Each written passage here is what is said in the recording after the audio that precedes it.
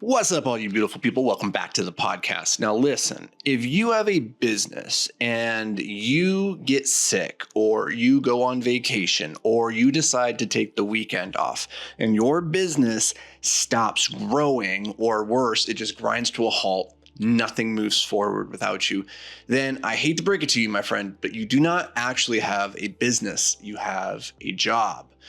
Now, in the beginning, when you first start your business and you're trying to scale from that zero, I would say to 50,000 to 100,000 of annual revenue, yeah, you have a glorified job. You're working for yourself, and I hate to break it to you, your boss is crazy. Good luck. That's just how it shakes out at the beginning. You're gonna have to do all the work, and it's all gonna be dependent on how hard you push the flywheel. The flywheel only goes as fast as you push it, and if you stop, it stops. That's the nature of the game. However, as you start to grow beyond $50,000, $100,000 of revenue in a year, you need to get to the point where your business is no longer dependent on you to continue not only running, but growing. I know that's a really crazy novel idea for a lot of you out there who are maybe doing $300,000, $400,000, $500,000 a year, and you can't imagine a world where you're not working daily inside the business. Hell, I know people who have businesses doing $5 to $7 million a year, solid businesses, great profit margins, and yet they still find themselves sucked into the day-to-day weeds of their business. And the reason for this is because they do not know how to systematize what they do and then to delegate it efficiently or effectively, to know that the work is going to get done at the standard required. Now, this is one of the meta skills that we have to learn as entrepreneurs to actually scale and grow and get to the point where we have a business that is maximizing our return on life. And the way that I define that, maximizing your return on life, is that this business is value additive to your life. It is boosting, it is enhancing your existence, but it is not dependent on you, and you are not dependent on it. I do not think that is a great way to live one's life, is being so dependent on your business. And further down the road, we'll get to the point where we need to start taking some golden eggs out of the basket and redistribute those into different investment vehicles. That's a different conversation. But for now, let's talk about how can we start systematizing our processes within our business, regardless of what size you are. And you should start this right now. Even if you're only doing $30,000 a year top line revenue, you should start documenting all of your systems and processes, the things that you do on a day-to-day basis. This is the time to do it, because when you go to hire somebody, you need to already have those systems and processes documented to hand them so they can be trained and onboarded efficiently. Nothing is more demoralizing for a new hire than to step in and not have a clue what they're doing. So what I want to share with you in this podcast today is just a very simple process that we use in all of my businesses, ranging from 9-figure real estate portfolios all the way down to 7-figure manufacturing brand. No, that's not a good example. Media brand, right? A 7-figure media brand, right? So we use this simple structure for documenting everything that we do. And you can take this and start running with it right now. Number one is you're going to use Loom. Loom. Loom. It's a great little screen recording technology. It's very lightweight, very easy to use, doesn't require a lot of technical sophistication, and it's very cheap. And so the way it works is you just turn it on and your webcam will turn on and it'll shoot right into your face, and then it will start recording whatever is on your screen.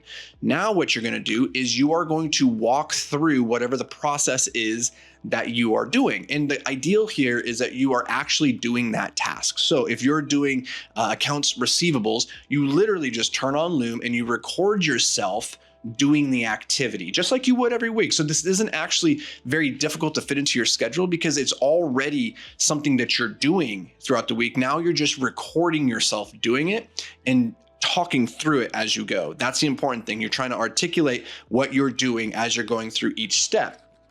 Next, you're going to take that video, and inside of Loom, you're going to put it into a different folder depending on which different branch or division of the business that we're talking about. If it's a marketing video, it's an operations, a product, a team HR video, a finance video, whatever. Put it into its respective folder. Now, you're going to date that thing. You're going to put the date, and you're going to put what department it's for and what the process is. That's how you label it. Now, one of the cool things about Loom is it will generate a transcript for you. You take the transcript, you copy paste it into ChatGPT, and you say, hey, ChatGPT, turn this into a bullet pointed checklist, a standard operating procedure that I could hand to a new hire. ChatGPT will then take your transcript of you talking through the workflow, and it will create the checklist for you. Now, We take all of this and we go to Notion. Notion is the technology, the software that we use in all my businesses as the central hub. It is the operations playbook. I love it because it's a single repository that's very easy to link things within and to embed information. But we're not going to embed this information there and have that be where it lives. What we're going to do is we're going to go into Notion to our playbook, and we're going to create whatever that department head is. We're going to create a column, say marketing, and then under marketing, the whatever the workflow we just systematized. So maybe here's creating a LinkedIn post. So now we have the video linked in Loom. We have the transcript that's been transformed into a checklist in ChatGPT. We're going to take that, we're going to put that inside of the Notion. We're going to put the title of the workflow at the top. We're going to embed the video so somebody can click the link and be redirected to the folder in Loom, or they can just watch the video right there on Notion. And then underneath of that, we just copy paste the checklist. Now, when you have a new hire come in, you say, go watch all the videos in your department, or here's the things that I want to onboard you this week. Go watch this video, watch me do the task and talk through the task and go through the checklist and make sure it makes sense for you. And then what I'm going to do is I'm going to have you do the task next and record yourself doing it, talking through it. And then you're going to give that to me. I'm going to watch it on my time and then give you feedback on where you can do it better or where there's room for improvement, right? This is how we systemize the process and then we train it.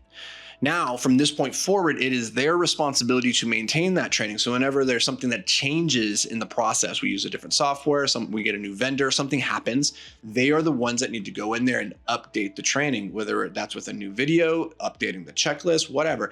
This is a living, breathing document. And it's important that they do this and that you schedule regular time each week for your team to maintain and update their SOPs. Because if they're ever hit by a bus and you need to bring somebody in off the street, or you need to step in and do the job for them, you need to know exactly how they do it so that you can go and replicate it. So take this system. It's very, very simple. Don't overcomplicate it. Don't get overwhelmed thinking, oh, I need to take a whole month off and shut down my business while I go document everything. No, just carve out 3 hours every week, maybe on a weekend if you can, and just go systematically and say, this week, I'm going to tackle these systems, these processes.